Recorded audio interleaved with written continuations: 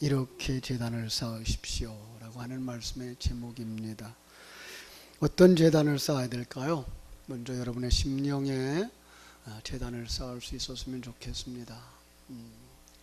우리 이렇게 공공의 예배도 중요합니다. 그러나 가장 중요한 건 우리 심령 속에 제단을 쌓을 수 있고, 더 나아가서 우리 가정 속에 제단을 쌓았으면 좋겠어요. 그 속에서 정말 예배가 예배되어지는, 그래서 하나님이 받으시는 삶을 드릴 수 있는 거룩한 산 제사를 드릴 수 있는 여러분 되시기를 주님의 이름으로 축복합니다. 탈북한 성도들의 간증을 가끔 듣죠. 평양의 어떤 공장 지하교회 성도들이 기도회를 가집니다. 자, 그들에게는요, 성경이 없어요. 성경 구절을 암송한 것을 연필로 이렇게 써서 가지고 있는 몇 절, 몇 페이지 찬송가가 없어요. 그들이 그냥 외우고 있는, 할아버지 때부터 할머니 때부터 이렇게 전해 내려온 찬송가들을, 요즘은 그래도 다행인 것이 극동방송이 북한의 구석구석에 들어가서 그들이 그 수신기를 가지면 극동방송을 들을 수 있다 그래요. 그들이 정말 어느 날 예배를 하고 있는데 노동당 반장이 뒤에 와서 서 있는 것도 모르고 열심히 성경을 암송하고 기도하고 소리 없는 찬송을 부르고 있는데, 반장이 뒤에 와서 그러더래요. 동무들 뭐 하는 거요? 얼마나 놀랬겠어요. 저는 중국에 있을 때에도 그렇게 놀랐는데요. 중국에서 학생들을 이제 오전의 시간에 가르쳤어요. 오전 시간에 한 30명 학생들 잘 가르쳤어요. 신나게. 그리고선 점심을 먹고 이제 2층 예배당에 딱 교육관에 올라갔더니 등치가 이만씩한 사람이 한 100명이 앉아 있어요. 아, 이거 교인들인가 보다. 그러고서 그들 앞에서 신나게 이제 강의를 했더니 책임자가 왔어요. 목사님, 신분증 가져오셨어요? 뭐가 터졌구나, 사고가 났구나. 바로 공안들이었어요. 누군가가 일러 바치는 바람에 그 시간에 왔던 거예요. 얼마나 그때도 긴장을 했는지요. 뭐 노트북이다, PPT에 띄우는 기계다 다 빼앗기고 가서 몇 시간 동안 취조를 받고 그 이튿날 또 가서. 근데 하나님 감사한 것은 전 그렇게 한 3번이나 붙잡혔지만 추방되지 않은 게 희한한 거죠. 추방할 만큼 그렇게 되질 않았었나 봐요. 그 사람들도 그랬어요. 그때 한 여공이 대답하는 건, 우리는요 지금 독보회를 하고 있습니다. 독보회가 뭔가 하면 그들이 이제 신문이나 또 교양 자료를 소리내서 읽으면서 정책을, 시사 문제를 해설하는 그런 간단한 모임이에요. 동무도 앉으시오, 같이 합시다. 영문을 모르는 반장이 한참 서 있다가 동무들이나 많이 와서 그러고선 가버리더라고요. 그 순간 반장의 눈을 감게 해주고 가려주고, 그죠? 그들을 지켜준 하나님께 눈물로 감사했다. 마음껏 찬송할 수 없는 현장들, 마음껏 기도할 수 없는 현장들, 망을 보느라고 눈을 감지 못하고 기도하는 그들, 이처럼 생명을 걸고 예배드리는 성도들 있는가 하면 오늘 수만 명씩 모이는 예배당이 있죠. 이 세상에는요. 한번 대조를 해봐요.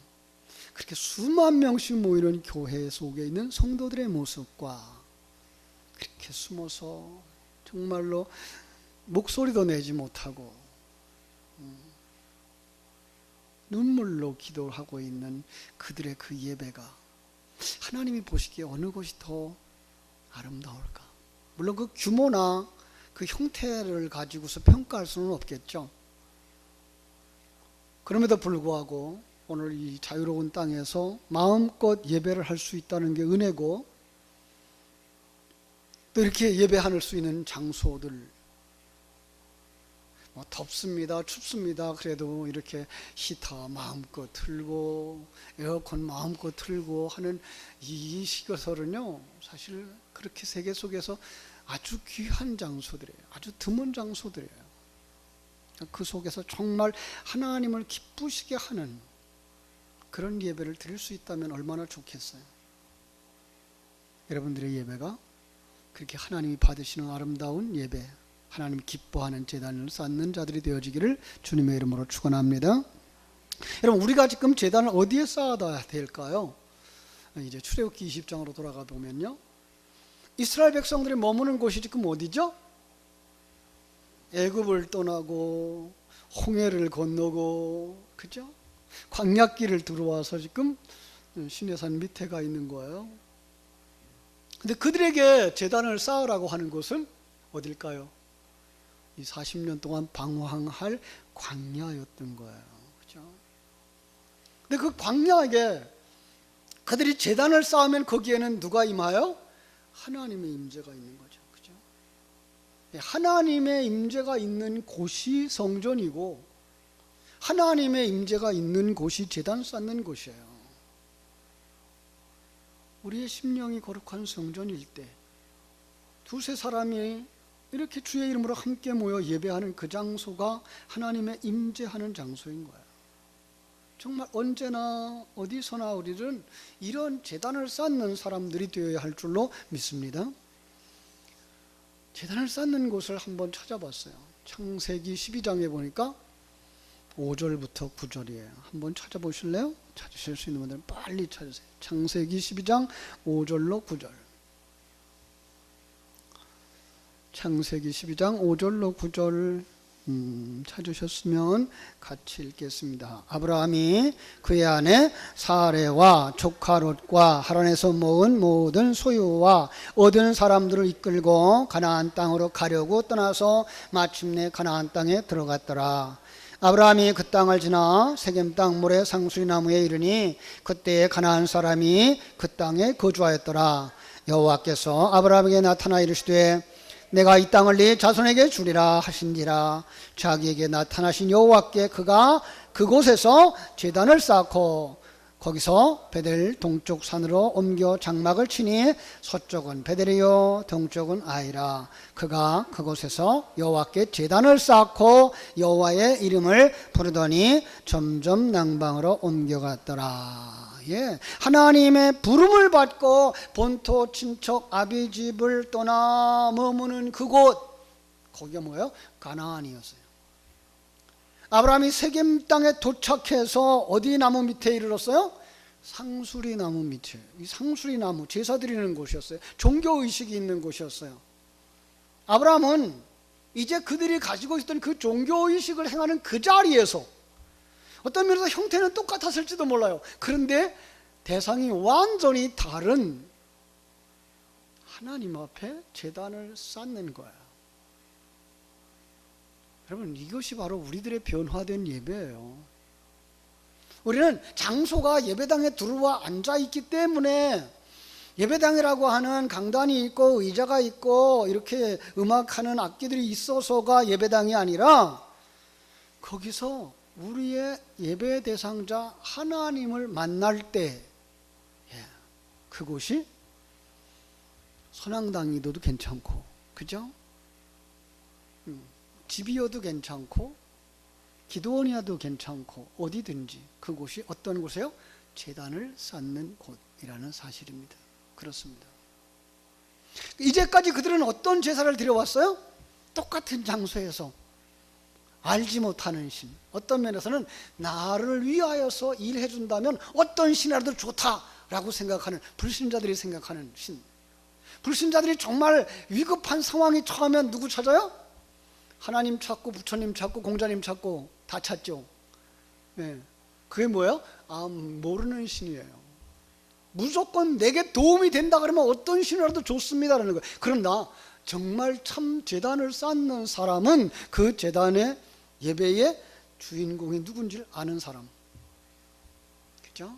우리가 마땅히 예배해야 될 자가 누군지 아는 사람.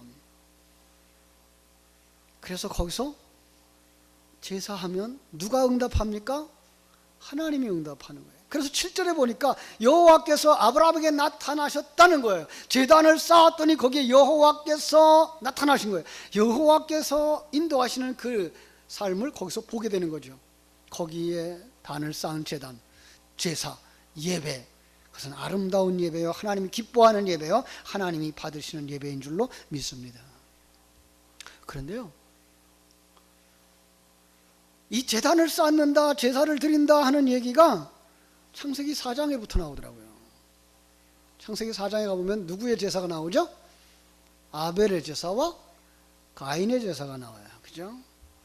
자, 하나님이 받으시는 제사와 하나님이 거절하시는 제사가 딱 대조를 이루고 있거든요. 누구의 제사가 하나님이 받았죠? 가인이요? 가인은 무엇로 제사를 드렸어요? 곡식을 가져다가 제사를 드렸어요. 아벨은요? 어린 양을 잡아서 드렸어요. 그런데 왜 하나님이 아벨의 제사는 받으시고 가인의 제사는 받지 않았을까? 이 받는 제사와 받지 않는 제사가 딱 대조를 이루고 있거든요. 우리는요, 이스라엘 백성들이 가지고 있는 그 제사, 특별히 이 모세오경은 처음 누가 받았다고요? 누구에게 주신 책이에요? 출애굽한 이스라엘 백성들에게. 출애굽한 지 얼마 안 됐어요. 출애굽의 그 과정을, 그리고 그 과정 속에 있었던 어떤 사건들이 늘 그들 기억 속에 남는 거예요. 그런데 그들에게, 그죠? 그들에게 이 제사는 받고 이 제사는 안 받았어 라고 말하면서 그 제물이 하나는 농작물이었고 하나는 어린 양이었어 라고 할 때 그들의 마음속에 딱 떠오르는 게 뭐였을까요? 유월절 어린 양. 그죠? 그럼 그 받으시는 예배는 뭐예요? 피 흘림이 있었기 때문에 받은 예배. 우리는 너무나 잘 알죠. 그 피 흘림은 누구의 상징이에요? 우리 예수님의 상징이에요. 예. 그러니까 예수님은 언제 피 흘렸어요? 6월절에, 그죠? 2000년 전에. 조금 더 가까이 우리 곁에 누가 있어요? 예수님이. 지금 예수님이 우리와 함께 십자가에서 피 흘리고 계신 것이 믿어지시나요? 이게가 보여야 돼요. 그냥 출애굽한 이스라엘 백성들이 가지고 있었던 어린 양의 피 흘림의 모습에서 끝나면 안 되고요.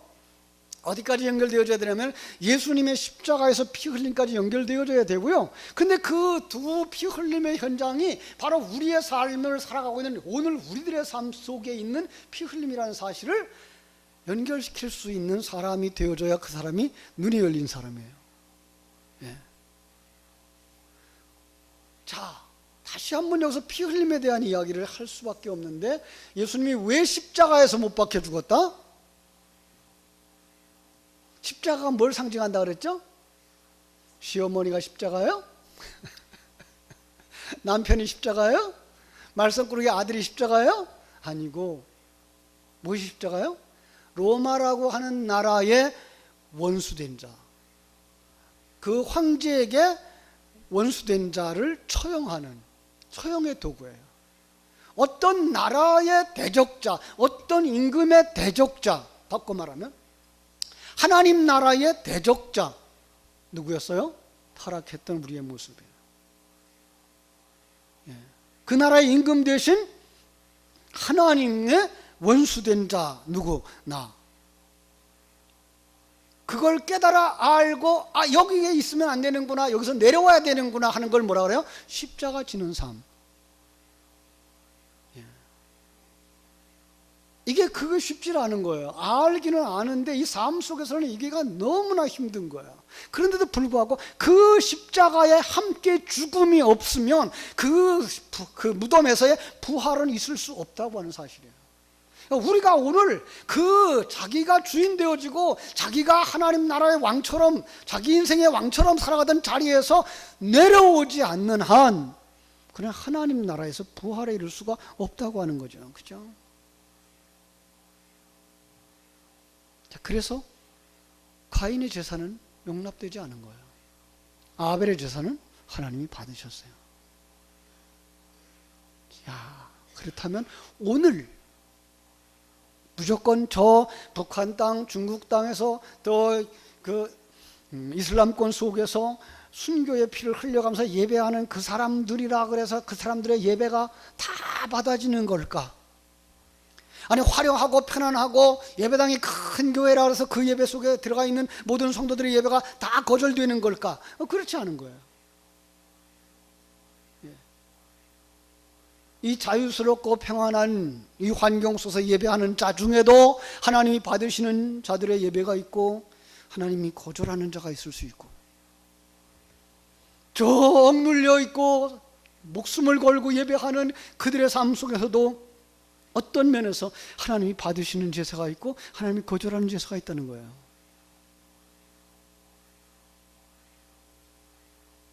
어떤 사람의 예배가, 어떤 제단이 하나님이 기뻐 받으시는 제단일까?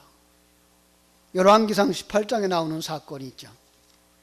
열왕기상 18장에 가보면은요, 바알과 아세라 신을 섬기던 아합이 엘리야와 싸워요. 그 바알과 아세라를 섬기는 자들 850명 선지자들과 엘리야가 싸우는 장면이 거기에 나오는 거예요. 자, 18장에 가보면은요,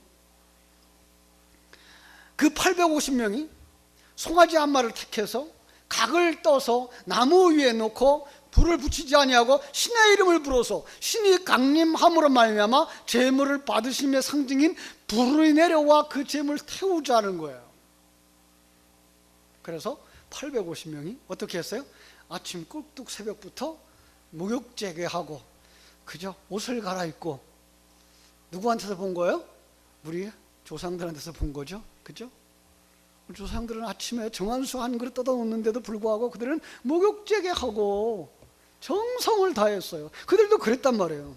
제물을 잡고 나무 위에 놓고 그렇게 많은 사람들이 신을 불렀어요. 그 소리가 얼마나 대단했을까요? 850명 정도 됐으니까. 그죠? 열기가 대단했어요. 그들의 소리, 그들의 합창을 이루었어요. 그들이 뛰는 것 정말로 화려했고 그들이 뛰는 것 정말로 무용저리가라였어요. 나중에는 자해하면서 소리 질렀어요. 그런데 거기에 응답이 없었어요. 잘못된 제단, 잘못된 제사, 잘못된 예배, 하나님이 받지 않는다는 거죠. 자, 엘리야가 어떻게 합니까? 열왕기하 18장 30절에 보니까 백성들을 다 모읍니다. 이리로 오십시오. 백성이 다 한 곳에 모이자 무너진 단을 수축하는데, 야곱의 아들들의 지파의 수요를 따라 돌 12개를 쌓았어요.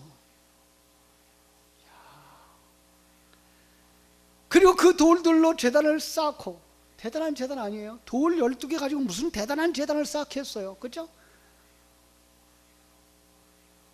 그런데 그 위에다가 나무를 얹어놔요.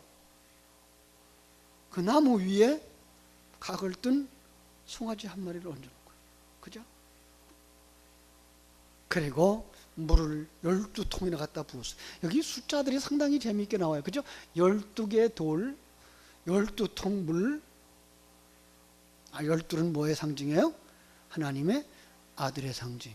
그죠? 자, 이 그림은요, 거꾸로 보면 더 재미있는 거예요. 거꾸로 보면. 나무 위에 하나의 제물이 올라가 있어요. 근데 그 제물이 12돌을 품고 있는 그림인 거예요. 어디서 봤어요? 대제사장이, 그죠? 흉배에 12보석을 달고 지성소에 들어가는 그 그림인 거죠. 그리고 하나님과 약속한 그 시간, 저녁 시간에 엘리야가 기도합니다. 아브라함과 이삭과 이스라엘의 하나님 여호와여, 주께서 이들의 하나님이신 것과 내가 주의 종인 것과 내가 주의 말씀대로 이 일을 행하는 것을 알게 하여 주시옵소서. 응답하여 주시옵소서. 응답하여 주시옵소서. 그러자 하늘에서 불이 내려왔어요. 제물을 받으셨어요. 거기에 있는 돌까지 다 태우셨어요. 흘까지 다 태우셨어요. 하나님이 받으시는 예배. 여러분, 오늘 본문이 제시하고자 하는 해답이 여기에 있습니다. 우리 창세기 20장으로 다시 돌아가서 20장 1절부터 17절의 말씀을 통해서 하나님이 십계명을 다 펼쳐주셨어요. 십계명의 내용이 뭐라 그랬어요? 우리 주님께서 요약해 주셨어요. 마음을 다하고 뜻을 다하고 성품을 다해서 누구를 사랑하라? 주 너의 하나님을 사랑하라 하는 것이요, 둘째도 이와 같으니 내 이웃을 내 몸과 같이 사랑하라 할 것이니라. 예, 하나님의 사랑에 대한 약속 있는 계명을 딱 주었어요. 이것이 하나님 백성이 가져야 될 마땅한 반이라. 그리고 하나님의 임재가 그들 속에 일어났어요. 그 임재가 일어날 때 지난주 시간에 말씀처럼 그들은 하나님의 임재 앞에 두렵고 떨렸다. 그죠? 엎드려졌다. 성전에 올라갔던 이사야가 성전에 올라가서 온 성전 가운데 충만한 영광을 보고 그 영광 앞에 엎드려졌던 것처럼, 여러분, 우리가 예배하는 그 순간에 정말로 이 예배 속에 임재하신 하나님으로 충만되어진 여러분의 심령, 두렵고 떨리는 마음으로 주님 앞에 내려놓을 때 주님께서 거기에 임재하시는 줄로 믿습니다. 다메섹 도상에서 고꾸라졌던 사울처럼 그는 이제까지 멀쩡한 눈을 가졌다고 생각했어요. 자기만한 신앙생활을 하는 사람이 없다고 생각했어요. 그런데 그 빛 앞에 서는 순간 자기는 어두움이었다는 게 발견됐어요. 아무것도 아니라는 사실이 발견됐어요. 나는 아무것도 아니에요. 하나님의 생명이 없다면 나는 아무것도 아닌 거예요. 이제까지 사람들을 정죄하고 사람들을 잡아다 옥에다 넣고 여러 가지 일을 했지만 그것들이 다 헛된 것임을 깨달아 알고 그는 그 앞에 머리 숙였어요. 예수님의 제자 베드로가 그물을 내려서 물고기가 가득 잡히는 그 기적 앞에서 무릎을 꿇고 주여 나를 떠나소서, 나는 죄인입니다라고 고백했던 것처럼 하나님의 임재를 느끼는 예배, 하나님의 임재 앞에서 우리는 두렵고 떨릴 수밖에 없는 거예요. 그들에게 주시는 말씀이 오늘 말씀이에요. 그들에게 주시는 말씀이 나를 우상으로 만들지 마라라는 거예요. 23절 너희는 나를 비교서 은이나 금으로나 너희를 위하여 우상을 만들지 마라. 여러분, 우리의 예배가 오늘날 시간 말씀처럼 하나님께 영광 돌리는 예배, 로마서 12장 1절이 말하는 것처럼 정녕 하나님이 받으실 만한 거룩한 산 제사로 드리는 예배가 되어지기를 주님의 이름으로 축복합니다. 예배가 나를 돕는 것이 아니라 내가 하나님 앞에 제물로 드려져야 되는 것이고, 나를 통하여서 하나님이 드러나는 그런 삶, 그것이 바로 하나님을 하나님으로 대접해드리는 삶. 그러지 아니하는 모든 것들은 뭐다? 우상숭배다. 그래서 신약성경 와서는 뭐라 그래요? 탐심이 곧 우상숭배다. 탐심이 왜 탐심이 생겨요? 내가 이익을 보려고 하기 때문에. 그래서 주시는 말씀이 뭐예요? 사람을 위하여 제단을 만들지 말고 나를 위하여 제단을 쌓으라. 여러분, 여기서 우리가 토단을 쌓을 때에 다듬어서 쌓는 게 이쁠까요? 그냥 쌓는 게 이쁠까요? 다듬어야죠, 그죠? 근데 누구를 좋게 하기 위해 다듬어요? 사람 눈에 보이려고 다듬는 거죠. 그 다듬는데 뭘 다듬어요? 돌을 다듬어요. 그러니까 돌을 통해서, 돌은 이건 누구 상징이에요? 예수 그리스도의 상징이에요. 예수 그리스도가 계시의 도구로 우리에게 여러 가지로 여러 모양으로 각각의 필요에 따라서 적용해 주시고 응용해 주시는데, 이걸 한두 사람의 틀에 맞게 그 사람의 입장에 맞게 깎아내면 그게 뭐라고요? 그게 부정하게 된다라는 거예요. 부정하게 된다는 거예요. 부정하다는 것과 정한 것은 이렇게 대척점에 있는 거라고 말했어요. 하나님이 받으시고자 하시는 것은 정한 것이에요. 있는 그대로예요. 내 모습, 이대로 주받으시옵소서. 우리의 예배도 그래요. 너무 남을 나처럼 만들려고 하지 마세요. 가끔가다 이제 저도 그런 생각을 해요. 우리 장로님처럼 내가 목소리가 좋았으면 얼마나 좋을까. 그 생각뿐이죠. 되나요? 오늘 우리 찬양하신 우리 집사님들 얼굴을 보면서 아이고 저 찬양 마지막까지 불러줬으면 얼마나 좋을까. 제 목소리보다 훨씬 더 낫거든요. 하나님은 획일화시키지 않았어요. 목소리가 고음인 사람도 있고 목소리가 저음인 사람이 있고 빨리기를 달아낼 때 빨리 하는 사람이 있고 빨리를 더디게 하는 사람도 있고 그게 함께 어우러져 하나님의 영광을 드러내는 거죠. 강단의 꽃이 파란 색깔만 있으면 이쁠까요? 그렇지 않을 거예요. 파란 색깔도 있고 빨간 색깔도 있고 그죠? 거기에 노란 색깔도 있고 보라색이 있으면 더 이쁘겠죠? 다양한 것들의 아름다움들을 우리는 인정할 수 있어야 되는데 사람들은 생각이 달라요. 왜 그 사람은 나같이 생각하지 않지? 왜 그 사람은 나같이 일하지 않지? 그것 가지고 불평하는 거예요. 원망하는 거예요. 그럼 뭐 하고 싶은 거예요? 다듬고 싶은 거예요. 누구처럼? 나처럼. 주님은 그렇게 말씀하시고 있어요. 그것을 정으로 쪼면 그게 부정한 것이 된다는 거예요. 사람의 눈에 맞게 된다는 거예요. 하나님의 마음에 맞지 않는다는 거예요. 그래서 하나님께서 우리에게 있는 그대로 내 모습 이대로 받으시는 줄로 믿습니다. 하체가 드러나게 하지 마라. 이거는요 조금 좀 창세기 9장으로 가서 이해하시는 게 더 좋을 것 같아요. 하체를 드러냈던 사람 누구죠? 노아였어요. 그런데 그게 노아 홍수가 지난 다음에 요약된 사건으로 나오거든요. 그 요약된 사건 속에서 그 세 아들 중에 두 종류로 나눠져요. 한 종류의 아들은 함과 같이 모여 나팔 부는 아들. 감춰주고 덮어주는 게 아니라 그 나팔 부는 거예요. 그런데 셈과 야벳은 어떻게 돼요? 덮어주는. 은혜 받은 사람들의 삶은 어떤 삶이에요? 덮어주는 삶. 그렇습니다. 우리 아직도 연약하니까 덮어주고 아직도 부족하니까 덮어줄 때 그 제단이 하나님이 기뻐하는 제단이 되어지고 그 예배가 하나님이 축복하시는 아름다운 예배가 되어질 줄로 믿습니다.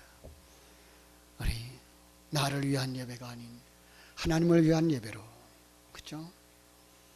깎고 다듬은 내 생각처럼만 아니라 있는 모습 그대로, 그리고 덮어주어서 하나님의 영광을 드러낼 수 있는 그런 아름다운 제단을 쌓을 때 하나님 그 제단에 임재하셔서 영광을 받으실 줄로 믿습니다.